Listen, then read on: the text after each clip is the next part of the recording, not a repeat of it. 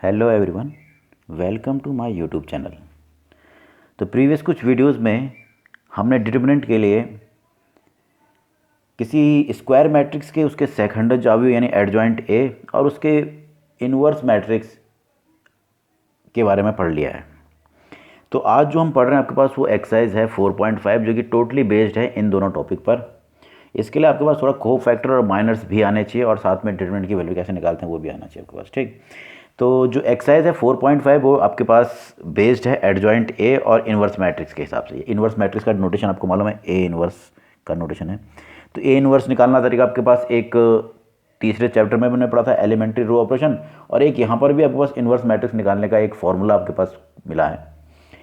तो इस वीडियो को शुरू करने से पहले अगर आप चैनल में नए हैं या फिर आपने चैनल को सब्सक्राइब नहीं किया है तो ज़रूर सब्सक्राइब करें ताकि आपको जो नए वीडियोस के अपडेट आपको मिलते रहें आपके पास। ठीक, तो जल्दी से इस वीडियो को शुरू करते हैं। देखें, तो एक्सरसाइज 4.5 के कुछ इंपॉर्टेंट क्वेश्चन मैं आपके पास लेके आया हूँ, जिसमें जैसे कुछ क्वेश्चन मैं बताऊंगा, कुछ वैसे ही आपके पास एक्सरसाइज से रिलेटेड आप कर सकते हैं। ठीक है, तो सबसे पहले आपके पास एक्सरसाइज का पहला क्वेश्चन देखें।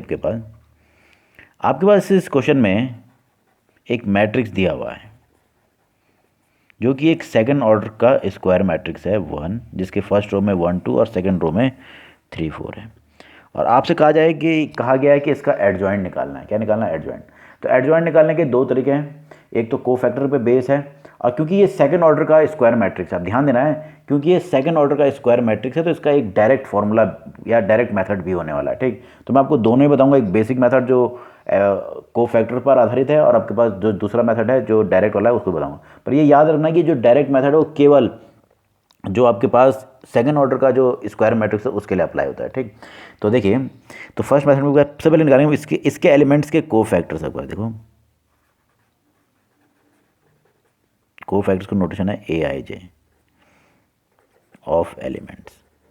जो इसमें एलिमेंट्स हैं जिसको हम नोटेशन देते हैं स्मॉल ए आई जे, इनके लिए हम कोफैक्टर निकालने वाले। ठीक है, अब ये याद रखना कि कोफैक्टर कैसे निकाले, तो उसका फॉर्मूला है -1 की पावर आई प्लस जे इंटू एम आई जे। देखिए, तो सबसे पहले पहला जो एलिमेंट है A11 उसका कोफैक्टर होगा कैपिटल 11, ये कैपिटल 1। करना क्या होगा आपको, देखना कि देखो अगर इसमें देखो तो यहाँ पर क्योंकि आई और जे का मान 1 है तो -1 की पावर 1 + 1 मतलब 2 हो जाएगा, और -1 की पावर 2 यानी आपके पास जब भी -1 की पावर आपके पास इवन होती है तो हमें क्या मिलता है +1, यानी प्लस साइन मिलेगा। क्या मिलेगा? Plus sign.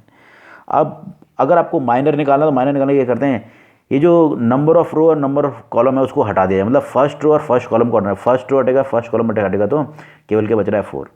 तो यानी आपके पास जो पहला एलिमेंट था उसका आपके पास कोफैक्टर कितना मिला, के पास ये हो गया +4। इसी प्रकार जो दूसरा एलिमेंट था A21 फर्स्ट रो का दूसरा एलिमेंट, तो A12 हम उसके लिए कोफैक्टर निकालेंगे, वही तरीका वही आपको मालूम है कि आप मैं डायरेक्ट बता रहा हूँ 1 + 2 कितना हो रहा है 3, जो कि ऑड है, और जब भी -1 की पावर ऑड होती है तो क्या होता है? नेगेटिव।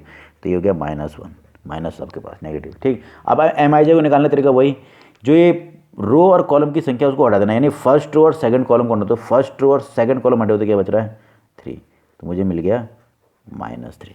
इसी प्रकार सेकंड रो की ओर बढ़े तो सेकंड रो के लिए एलिमेंट पहला एलिमेंट है A21। अब मुझे मालूम है 2 + 1 होता है 3, फिर से ऑड हो रहा है तो साइन आएगा नेगेटिव। और कैसे निकालेंगे इसका कोफैक्टर आपका माइनर एम आई जे, इसकी इस रो और इस कॉलम को हटाना है, सेकंड रो और फर्स्ट कॉलम, सेकंड रो और फर्स्ट कॉलम हटा तो क्या बच रहा है 2, तो ये हो गया -2। इसी प्रकार से A22 भी है तो 2 + 2 4 यानी प्लस इवन है तो हो जाएगा प्लस, और सेकंड रो और सेकंड कॉलम को हटा के जाएगा केवल 1, तो ये हो गया आपके पास +1। तो मैंने सारे एलिमेंट्स के क्या निकाल लिए हैं? कोफैक्टर निकाल लिए हैं। अब जब कोफैक्टर निकाल लें तो देखो एडजॉइंट क्या होगा ना। हमने पढ़ा एडजॉइंट ए इक्वल टू करते क्या है, एलिमेंट्स को रिप्लेस करते हैं उनके कोफैक्टर से, मतलब ये एलिमेंट की जगह पे क्या आ गया उनका उसका कोफैक्टर A12, इसी प्रकार से A21 A22, और जो प्राप्त जो मैट्रिक्स होगी उसका क्या निकालना है? ट्रांसपोज। तो देखिए आपके पास एलिमेंट की ये कोफैक्टर रख देते हैं यहाँ पर, क्या हो जाएगा 4 -3 -2 और 1, और क्या करेंगे आपके पास इसका ट्रांसपोज ले लिया जाएगा। अब ट्रांसपोज ले रहे हैं आपके पास, तो ट्रांसपोज कैसे लिखते हैं आपको मालूम है कि जो रो है वो कॉलम में चेंज हो जाएगा। तो रो देखो फर्स्ट रो फर्स्ट कॉलम में तो 4 -3, सेकंड रो हो जाएगा -2 और 1, तो ये मुझे प्राप्त हो गया एडजॉइंट। ये तो है मेन मेथड। अगर ये थर्ड ऑर्डर का भी होता तो आप क्या करते, सारे एलिमेंट्स के कोफैक्टर निकालते, उनको एलिमेंट के प्लेस में रखते हैं और जो प्राप्त जो मैट्रिक्स उसका ट्रांसपोज लेना होता है, ट्रांसपोज लेना है, ठीक है। ये एक तो मेन मेथड है, पर इसके लिए एक शॉर्टकट मेथड आपके पास भी है। किसके लिए? जो सेकंड ऑर्डर डेरिवेटिव आपके पास सेकंड ऑर्डर का जो मैट्रिक्स है उसके लिए शॉर्टकट मेथड क्या है देखो, पर ये केवल किसके लिए है? 2x2 के मैट्रिक्स के लिए अप्लाई होता है, ठीक है। तो उसमें क्या होगा, जैसे आपके पास ए दिया हुआ है, ए आपके पास है 1 2 3 एंड 4, तो आप करोगे क्या, देखो इसका एडजॉइंट ए अगर आपको निकालना है तो हमको करना क्या होगा, जो आपके पास डायगोनल एलिमेंट्स हैं उनको आपस में इंटरचेंज कर देना। क्या कर देना? इंटरचेंज करना। तो यहाँ 4 आ जाएगा, यहाँ 1, और जो अदर एलिमेंट्स हैं उनके केवल साइन चेंज करने का। ये साइन चेंज मतलब ये जैसे आपके पास 2 था तो हो जाएगा -2, और ये 3 था तो हो जाएगा -3। हाँ, अगर कोई नेगेटिव हो तो अपने आप ही क्या होता है? पॉजिटिव। तो अपने आप ही क्या मिल गया, देखो सेम आपके पास मिल रहा है एडजॉइंट इस केस पे भी, ठीक है। तो ये आपके पास था फर्स्ट क्वेश्चन जिसमें हमने क्या निकाला, दिए हुए मैट्रिक्स के लिए उसका एडजॉइंट मैट्रिक्स निकाला। ऐसे आपके पास दूसरा क्वेश्चन है, पर वो थर्ड ऑर्डर का है। तो थर्ड ऑर्डर में आपको क्या करना पड़ेगा, सारे एलिमेंट्स के निकालने, को फैक्टर्स निकालने पड़ेंगे, और उसके पश्चात आपको एडजॉइंट कैसे मिलेगा, जो मैट्रिक्स होगा को फैक्टर्स का उसका ट्रांसपोज लेना पड़ेगा। तो थोड़ी प्रोसेस बढ़ जाएगी, पर इसी प्रोसेस से होने वाला है आपके पास, ठीक है। और ये किसके लिए? ये केवल सेकंड ऑर्डर का जो स्क्वायर मैट्रिक्स होता है उसके एडजॉइंट को निकालने के लिए एक शॉर्टकट मेथड भी आपके पास प्राप्त होता है, ठीक है। तो ये आपके पास था पहला क्वेश्चन। तो दूसरा आप खुद ऐसे ही कर सकते हो, मैं आपको बताऊंगा। क्वेश्चन नंबर 4 आपके पास देखिए, तो क्वेश्चन नंबर 4 जैसा आपके पास है वैसे आपको उस थर्ड भी आपके पास है। देखो फोर्थ क्वेश्चन में करना क्या है, ये 3x3 का एक स्क्वायर मैट्रिक्स दिया हुआ है ए। इसके लिए वेरीफाई करना है आपके पास ये थ्योरम जो हमने पढ़ी थी आपके पास, तो एडजॉइंट वाले में। तो इस पर ही आधारित तीसरा क्वेश्चन भी है, बस उसमें 2x2 का आपके पास क्या है, स्क्वायर मैट्रिक्स है। तो उसके लिए तो एडजॉइंट निकालना और सरल हो जाता है, तो आप इजीली कर सकते हो, ठीक है। तो मैं बता रहा हूँ 3x3 वाला आपके पास, ठीक है। तो क्वेश्चन नंबर 4 देखिए आपके पास। तो आपको अगर ये वेरीफाई करना है तो उसमें जिन जिन चीज़ों की आवश्यकता है वो निकाल लेंगे। तो ए तो मिला हुआ है, एडजॉइंट निकालना और साथ में उसके डिटरमिनेंट की वैल्यू निकालनी। और आई क्या होता है आपको मालूम, याद रखना है, ये जो आई है ये है आइडेंटिटी मैट्रिक्स। अब आइडेंटिटी मैट्रिक्स किस ऑर्डर का होगा? जिस ऑर्डर का आपके पास दिया हुआ स्क्वायर मैट्रिक्स है। मुझे मालूम है थर्ड ऑर्डर का है, तो ये भी क्या होगा? थर्ड ऑर्डर का ही होने वाला, ठीक। तो सबसे पहले मुझे निकालना पड़ेगा एडजॉइंट। तो एडजॉइंट निकालने के लिए देखो, फॉर एडजॉइंट ए मुझे एडजॉइंट निकालना है। तो एडजॉइंट निकालने के लिए बस मुझे किन चीज़ की आवश्यकता पड़ती है, देखो हमें निकालना पड़ेगा कोफैक्टर्स। तो हम निकालेंगे कोफैक्टर्स, ठीक है, ऑफ एलिमेंट्स। जो इस आव्यू यानी बस मैट्रिक्स के जो एलिमेंट्स हैं उनके कोफैक्टर हम निकालने वाले हैं। तो देखिए सबसे पहले आपके पास A11 वही फर्स्ट रो और फर्स्ट कॉलम का जो एलिमेंट है ये 1, इसका कोफैक्टर है।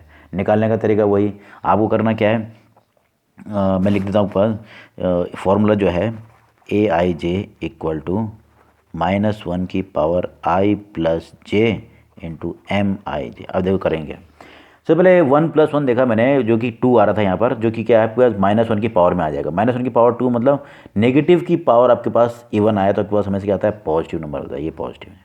अब वही जिस रो और जिस कॉलम में ये आपके पास एलिमेंट था जिसका मैं कोफैक्टर निकाला उसको हटा देना, यानी फर्स्ट रो और फर्स्ट कॉलम हटेगा तो क्या बच रहा है? ये बच गया 0 0 -2 और 3।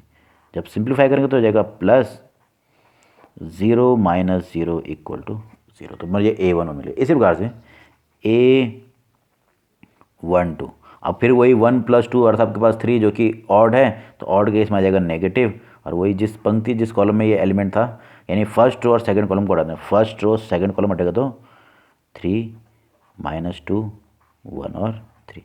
जब सिंप्लीफाई करो तो ये माइनस ऐसे ही, इसको देखे सिंप्लीफाई करो तो 9 और माइनस माइनस का +2 यानी हो गया -11 आपके पास, ठीक। ऐसे देखिए A13, अब 1 + 3 हो गया 4। तो अब जब 4 आ गया, जब इवन आएगा इसकी पावर में तो क्या आएगा? प्लस पॉजिटिव हो जाएगा।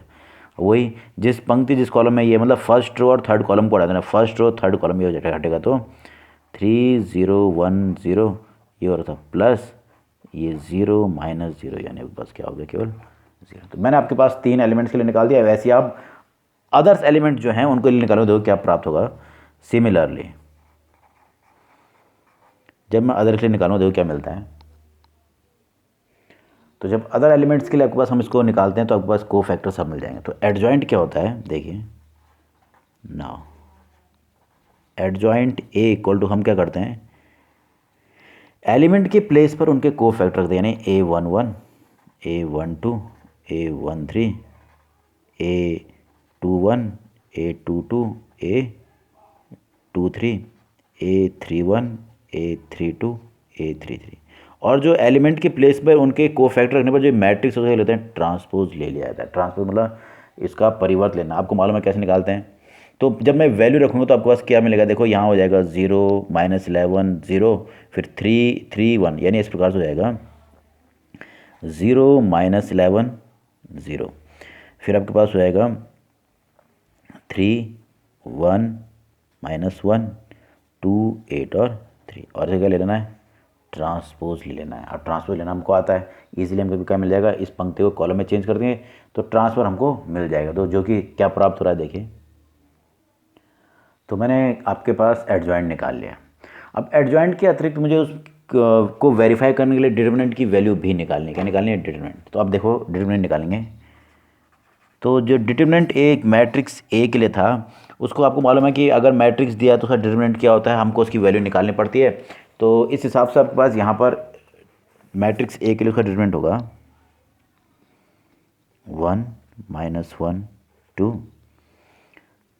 3 0 -2 1 0 3, ये इस प्रकार से इसका नोटेशन होने वाला है। ठीक है, तो एक तरीका तो आपके पास ये डायरेक्ट वाला मैं बता रहा हूँ, एक मेथड आपके पास कोफैक्टर पर आधारित भी मैंने आपको बताया था कि आपने भाई जो पहली रो के जो एलिमेंट्स हैं उनको अगर उनके कोफैक्टर से मल्टीप्लाई कर दिया जाए और उनको जोड़ दिया जाए तो क्या मिलता है आपको डिटरमिनेंट की वैल्यू। एक तरीका ये भी है, देखो डिटरमिनेंट ए इक्वल टू हो जाएगा A11, इसको से कोफैक्टर A11 से गुणा कर दें, फर्स्ट रो के हिसाब से बता रहा हूँ, plus A12 into capital A12 plus A13 into capital A13। ये मल्टीप्लाई करके जब हम किसी पंक्ति या किसी कॉलम के एलिमेंट्स को उनके करस्पॉन्डिंग कोफैक्टर से मल्टीप्लाई करके जोड़ेंगे तो क्या मिलता है, डिटरमिनेंट ए की वैल्यू प्राप्त होती है। ठीक है, एक तरीका ये है, और एक डायरेक्ट मेथड है, उसको उसके अनुसार क्या होता है, देखो मैंने सीधे इसका एक्सपेंशन कर दिया है, एक्सपेंडिंग अलोंग। अब वैसे तो करते क्या है कि जिस पंक्ति और जिस कॉलम में सबसे अधिक शून्य होते हैं उसके अनुसार करते हैं, पर मैंने कहा R1 के अलोंग ही कर देते हैं तो क्या प्राप्त होता है देखिए, डिटरमिनेंट ए इक्वल टू, तो इसका पहला एलिमेंट हो गया 1।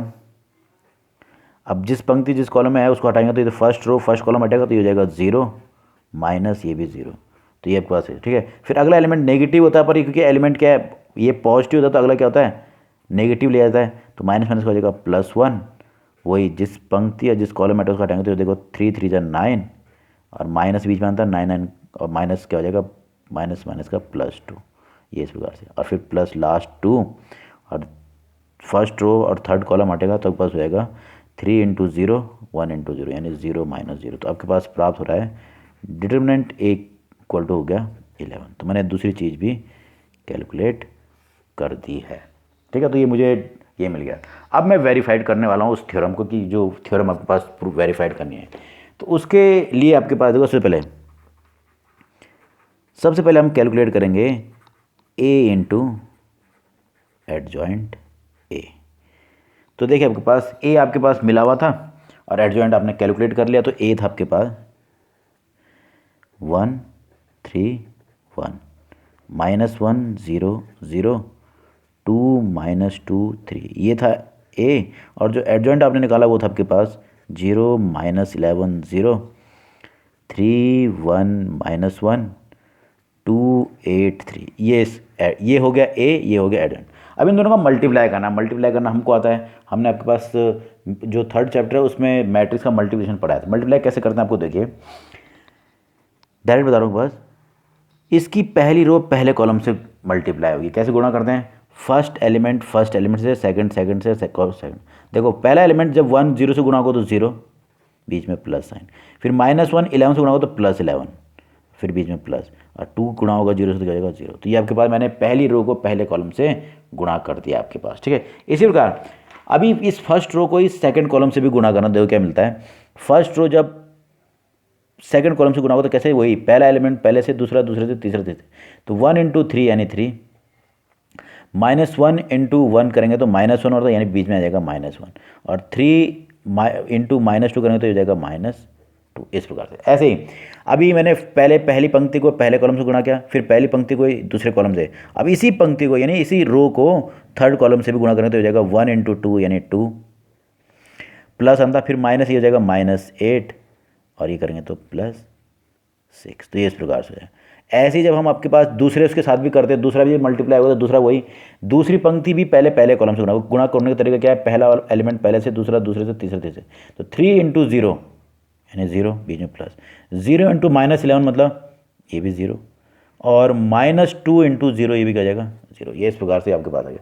इसी प्रकार से आगे आपके पास देखो अब क्या करना है, दूसरी पंक्ति को दूसरे कॉलम से 3 इंटू 3 तो ये हो गया 9, ठीक, बीच में साइन आता है प्लस का, फिर 0 इंटू 1 मतलब 0 और ये जब -2 इंटू -1 होगा तो हो जाएगा +2 और ये हो गया दूसरी पंक्ति को मैंने दूसरे कॉलम से गुणा कर दिया। अब गुणा करके कैसे कैसे करते हैं आपको मालूम है, पहला एलिमेंट पहले से, दूसरा एलिमेंट दूसरे से, तीसरा एलिमेंट तीसरे से गुणा होता है और आपस में कैसे जुड़ जाते हैं, ठीक।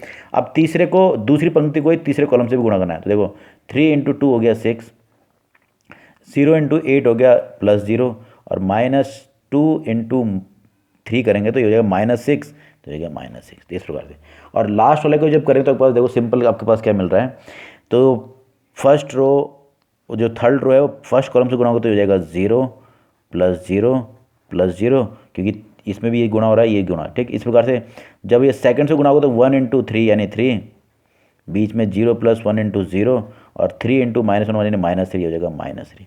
ऐसे जब इससे गुणा करें तो ये हो रहा है 2 + 0 + 9। तो देखो क्या मिल रहा है, ये मिल जाएगा आपके पास फर्स्ट एलिमेंट हो गया 11, यहाँ हो गया 0, यहाँ पर भी हो गया 0, इसी प्रकार यहाँ पर हो रहा है 0, यहाँ 11, 0 0 0 एंड 11।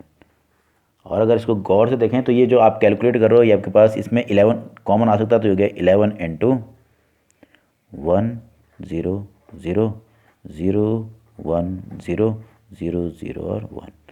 और अगर मैं इसको गौर से देखूं तो जो मुझे वैल्यू मिल रही है वो आपके पास इस प्रकार से एडजॉइंट की वैल्यू ये मिल रही है, ये है adjoint of A into adjoint of A, ये कुछ इस प्रकार से मिल रहा है। तो एक चीज़ मैंने निकाल लिया वो ये मिला आपके पास, ठीक है, तो मुझे ये वैल्यू प्राप्त हुई है। ऐसे ही मैं आपके पास इसका दूसरा पार्ट भी निकालूंगा, मतलब एडजॉइंट ऑफ ए इंटू ए निकालूंगा तो क्या क्या प्राप्त होता है देखिए। तो मैंने जो कैलकुलेट किया वो ये कुछ इस प्रकार से है, A into adjoint A equal to 11 times of, ये आपके पास मालूम है ये क्या है, आइडेंटिटी मैट्रिक्स, इसको ये थर्ड ऑर्डर का तो इसलिए मैंने लिख दिया I3। तो ये हो गया यानी आपको, और ये आपको मालूम है ये जो वैल्यू निकली थी किसकी निकली थी आपके पास, डिटर्मिनेंट ए की, तो यानी ये इक्वल हो गया डिटर्मिनेंट ए इंटू I3। तो ये मैंने निकाला, ठीक। अब मुझे निकालना पड़ेगा जिसका सेकंड पार्ट है वो है एडजॉइंट ए इंटू डिटर्मिनेंट ये मैट्रिक्स ए, तो ये इस प्रकार से इसको भी मल्टीप्लाई करना है। तो देख लेते हैं आपके पास क्या मिलता है। अब एडजॉइंट जो आपने निकाला वो आपके पास है 0 -11 0 3 1 -1 2 8 3 और डिटर्मिनेंट बस मैट्रिक्स ए था आपके पास 1 3 1 -1 0 0 2 -2 और 3। अब इनका मल्टीप्लाई करना है, पर मल्टीप्लाई करने का तरीका तो वही है, उसमें कोई चेंज नहीं आएगा। मल्टीप्लाई कैसे करते हैं आपको मालूम है, इसकी जो रो है वो इसके कॉलम से मल्टीप्लाई होना है। देखो सबसे पहले पहली रो को फर्स्ट कॉलम से मल्टीप्लाई करना, तो क्या मिलेगा, कैसे मल्टीप्लाई करते हैं, फर्स्ट रो में जो पहला एलिमेंट पहले से, दूसरा दूसरे से, तीसरा से, तो 0 इंटू 1 हो गया 0, बीच में साइन प्लस का, 3 इंटू 3 मतलब 9 +2, ये फर्स्ट रो फर्स्ट कॉलम से गुणा हो गया है, ठीक है। अब ऐसे ही फर्स्ट रो को सेकंड कॉलम से गुणा तो हो जाएगा 0 इंटू -1 हो गया 0 + 3 इंटू 0 हो गया 0 और 2 इंटू 0 हो गया 0। ऐसे ही फर्स्ट रो को थर्ड कॉलम से गुणा करें, देखो 0 इंटू 2 हो गया 0 + 3 इंटू ये करेंगे तो ये हो रहा था -6 और 2 इंटू +3 करेंगे तो ये भी क्या हो रहा है +6। तो ये कुछ इस प्रकार से है। ऐसे जब हम सेकंड रो को और थर्ड रो को मल्टीप्लाई करें कॉलमों से तो देखो क्या मिलता है। तो कैलकुलेशन करने पर मुझे कुछ इस प्रकार से प्राप्त हुआ, देखो आप सिंपलीफाई इसी प्रकार से मल्टीप्लाई करें तो कुछ ये प्राप्त हो, ठीक। तो जब इसको सिंपलीफाई करो देखो क्या मिल रहा है, ये भी हो गया 9 + 2 हो गया 11 फिर 0 और -6 + 6 हो गया 0। यहाँ पर आपको देखो -11 + 11 ये भी हो जाएगा 0, यहाँ रह गया 11, ये होता -24 + 24 यानी ये भी 0। इसी प्रकार से यहाँ 0, यहाँ पर भी 0 और यहाँ भी हो गया 11। तो मुझे ये प्राप्त हुआ, इनमें अगर मैं 11 को कॉमन लेता हूँ तो ये मिल जाएगा 1 0 0 0 1 0 0 0 1। तो मुझे क्या प्राप्त हो रहा है देखो, adjoint A into A equal to 11, जो कि और इंटू थर्ड ऑर्डर का जो क्या है आपके पास स्क्वायर मैट्रिक्स और आपके पास आइडेंटिटी मैट्रिक्स, यानी कुछ और नहीं, यह है 11 टाइम्स ऑफ डिटरमिनेंट ए आपके पास। ठीक है, तो ये इस प्रकार से, तो सॉरी, ये जो वैल्यू थी इसकी थी डिटरमिनेंट ए की, और ये क्या है I3। तो देखा आपके पास इन दोनों की वैल्यू क्या आ रही है, सेम आ रही है। तो आपने क्या वेरीफाई किया, तो आपने वेरीफाइड कर दिया कि adjoint A into A equal to भी आपके पास मिलेगा डिटरमिनेंट ए इंटू I3, और यही वैल्यू मिलेगी ए इंटू एडजॉइंट ऑफ ए। तो ये इस प्रकार से आप इजीली क्या कर सकते हो, इस थ्योरम को वेरीफाइड कर सकते हो, जो कि हम सेकंड ऑर्डर का होगा तो और सरल हो जाएगा, क्योंकि उसमें एडजॉइंट निकालना क्या होता है थोड़ा सरल आपके पास, थोड़ी कैलकुलेशन भी क्या हो जाएगी सरल आपके पास। ठीक है, तो ये था आपके पास क्वेश्चन नंबर 4। ऐसे आपके पास जो इससे पहले वाले क्वेश्चन भी हैं उनको भी आप कर सकते हो। अब मैं बताऊंगा जो अगला क्वेश्चन है उसके दौरान हम क्या करेंगे, हम इनवर्स निकालेंगे। क्या निकालेंगे, इनवर्स। अभी अब तक हमने एडजॉइंट निकाला है, अब जो दूसरा टॉपिक है इनवर्स उसको हम कैलकुलेट करेंगे। उसके लिए मैं आपको बता रहा हूँ क्वेश्चन नंबर 7 था आपके पास। आपके पास क्वेश्चन नंबर 7 में आपको बता रहा हूँ, इससे पहले का क्वेश्चन नंबर 5th और 6th जो होगा वो सेकंड ऑर्डर के स्क्वायर मैट्रिक्स के लिए इनवर्स निकालना है। तो मैं थर्ड वाला बता रहा हूँ, तो आप सेकंड वाला भी कर सकते हो इसी प्रकार से आपके पास। ठीक, तो क्वेश्चन नंबर 7 क्या है, देखिए एक मैट्रिक्स दिया हुआ ए, इसके लिए इसका इनवर्स मैट्रिक्स निकालना है, यानी ए इनवर्स निकालना है अगर अस्तित्व है। तो इसने कह दिया इफ़ एग्जिस्ट, तो आपको पहले चेक करना पड़ेगा कि एग्जिस्ट करता है कि नहीं बस। ठीक है, तो देखो एक बार, सबसे पहले देखो फॉर गिवन मैट्रिक्स, जो दिया हुआ मैट्रिक्स ए है उसके लिए for given matrix A determinant A हम निकालेंगे, क्योंकि इसी की वैल्यू पे डिपेंड करता है कि ए इनवर्स एग्जिस्ट करेगा कि नहीं करेगा। देखो तो ये हो जाएगा डिटरमिनेंट ए 1 0 0 2 2 0 3 4 एंड 5, ये आपके पास है। अब इसको वैल्यू निकालनी है इसमें, तो देखो एक बात, हम उस पंक्ति या उस कॉलम के अंदर इसका विस्तार करते हैं, यानी इसको एक्सपेंड करते हैं जिसमें मैक्सिमम 0 होते हैं। तो मुझे मालूम है फर्स्ट कॉलम में है, तो मैंने इसको एक्सपेंड कर दिया अलोंग C1। तो क्या प्राप्त होता है देखिए, तो डिटरमिनेंट ए इक्वल टू हो जाएगा, डिटरमिनेंट फर्स्ट मिलेगा। देखो फर्स्ट रो जो फर्स्ट कॉलम है उसके अंदर से करो तो फर्स्ट एलिमेंट है 1, वही करने का प्रोसेस वही, फर्स्ट रो फर्स्ट कॉलम को हटाएंगे तो वो दूसरा है, ये हो गया 5 2 का 10 माइनस 0 इंटू 4 हो गया 0, ये इस प्रकार से। फिर अगले दोनों एलिमेंट 0 हैं तो 0 प्लस 0 ऐसे ही रहेगा, तो केवल क्या बच रहा है 10, जो कि क्या है 0 के बराबर नहीं है। तो मुझे क्या प्राप्त हुआ, determinant A is not equal to 0, जो कि मुझे क्या मिल रहा है 10 मिल रहा है आपके पास। ठीक है, तो इसको चाहे तो आप इसलिए तो determinant A equal to 10 does not equal to 0, इसका अर्थ हो गया A inverse exist, A inverse का अस्तित्व है, या इसको हम ए भी कहते हैं, और A is non singular, non singular, या हम कह सकते हैं इनवर्टिबल मैट्रिक्स। ये किस प्रकार का मैट्रिक्स है, इनवर्टिबल मैट्रिक्स है। इनवर्टिबल मैट्रिक्स का होने का मतलब क्या है कि ए इनवर्स का अस्तित्व होने वाला है, तो ए इनवर्स निकालें। अब ध्यान देना कि आपके पास जो फॉर्मूला आपके पास है उसको कैसे निकालेंगे, यानी ए इनवर्स का अस्तित्व है तो इसका सीधा सीधा अर्थ है कि ए इनवर्स अगर आपको निकालना है तो उसके लिए मुझे चाहिए होगा 1 upon determinant A into adjoint of A. इस फॉर्मूले का यूज़ मुझे करना है। इस फॉर्मूले के लिए मुझे जो चाहिए वो तो एक तो मिल गया है, वो है डिटरमिनेंट ए, और ए क्या निकालना है, एडजॉइंट ए निकालना पड़ेगा। अब एडजॉइंट यानी सहखंडज आव्यूह है, तो कैसे निकालते हैं आपको मालूम है, ये थर्ड ऑर्डर का है, तो हम इसके प्रत्येक एलिमेंट के लिए क्या निकालने वाले हैं, कोफैक्टर निकालने वाले हैं, और कोफैक्टर का जो मैट्रिक्स होगा उसका क्या निकालेंगे, ट्रांसपोज निकालेंगे। देखिए तो इस मैट्रिक्स के लिए मुझे इसका एडजॉइंट यानी सेकंडज मैट्रिक्स निकालना है, सेकंडज अवयव निकालना है, तो क्या करेंगे, इसके प्रत्येक एलिमेंट के कोफैक्टर निकालेंगे। देखो कोफैक्टर्स आर,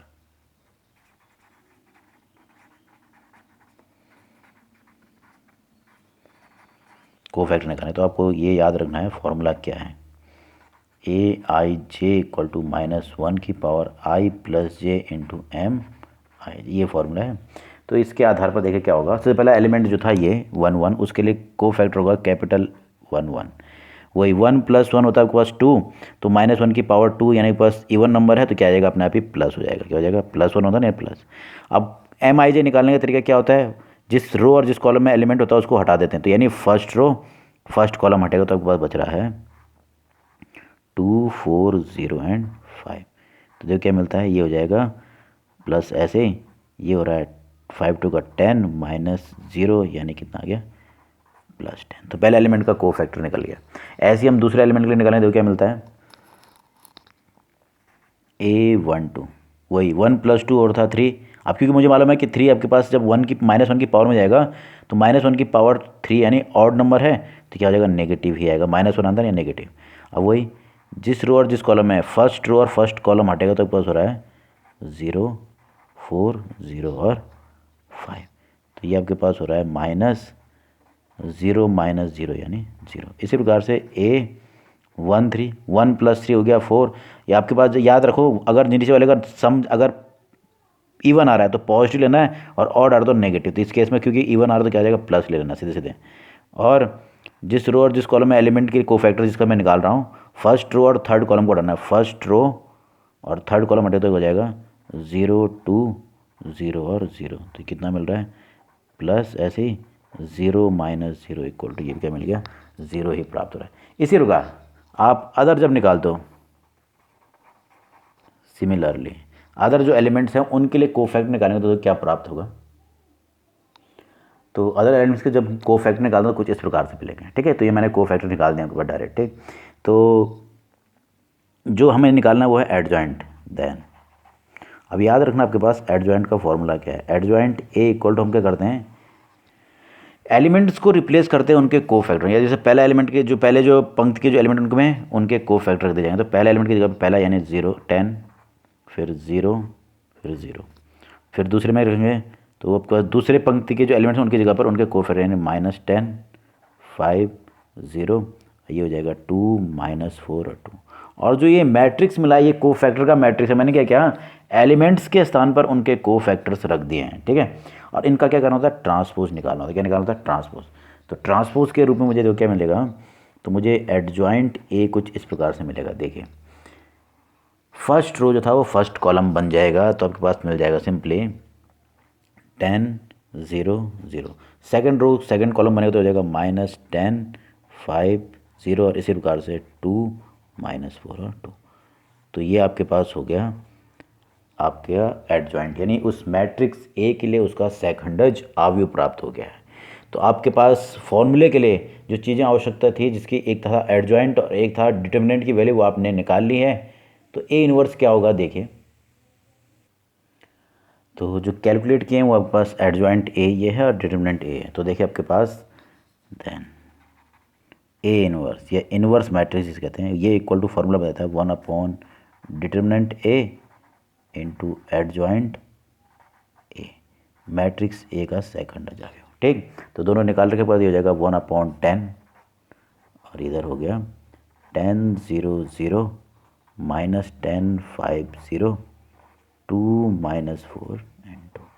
तो ये आपके पास जो मिल रहा है ये आपके पास मैट्रिक्स A का जो दिया हुआ जो मैट्रिक्स A था उसका क्या है, उसका इनवर्स मैट्रिक्स है। चाहे तो उसको आप मल्टीप्लाई कर दीजिए अंदर आपके पास, तो क्या हो जाएगा देखिए 1/10 सबसे मल्टीप्लाई होगा तो ये हो जाएगा 10/10 -10/10 2/10, इधर हो जाएगा 0 का 0 ही रहेगा 5/10 -4/10, इधर 0 0 एंड 2/10। तो ये कुछ इस प्रकार से प्राप्त होगा। तो मुझे A इनवर्स मिला जो है वो इक्वल टू आपके पास हो जा रहा है सिंपली, देखिए ये तो हो गया 1 0 0 -1 1/2 0 1/5, जब सिंप्लीफाई करें तो ये हो रहा है -2/5 और ये हो रहा है 1/5। तो ये है उस मैट्रिक्स A का इनवर्स। तो ये आपके पास था किसी मैट्रिक्स के लिए एडजॉइंट कैसे निकालते हैं, उसके लिए उसका इन्वर्स कैसे निकालते हैं अगर एग्जिस्ट होता है तो। ठीक, तो ये आपके पास आप कई बार क्या होता है क्वेश्चन में आप चेक भी कर सकते कि आपका जो इन्वर्स निकला है वो सही है या नहीं।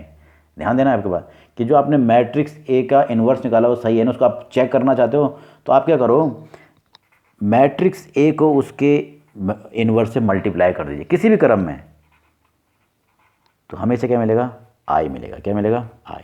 अब आई जो है वो क्या है, आइडेंटिटी मैट्रिक्स। जिस ऑर्डर का आपके पास ये मैट्रिक्स ए रहा होगा, पेपर के दौरान होता है कई बार कि भाई आपने निकाल तो दिया जल्दबाज, अब ठीक है, पर उसको चेक भी करना आपको आना चाहिए। चेक करने का तरीका क्या है कि आपने जो ए इनवर्स निकाला है उसको दिए हुए मैट्रिक्स ए से मल्टीप्लाई कीजिए किसी भी क्रम में आपके पास, तो आपके पास क्या प्राप्त होना चाहिए, हमेशा आई प्राप्त होना चाहिए। तो इसको आप चेक भी कर सकते हो इजीली।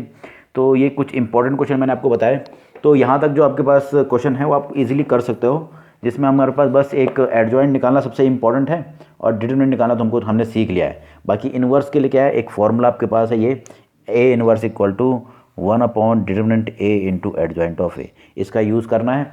बहुत ही इंपॉर्टेंट कॉन्सेप्ट आपके पास है जो कि बहुत ज़्यादा बार पेपर में पूछा जाता है।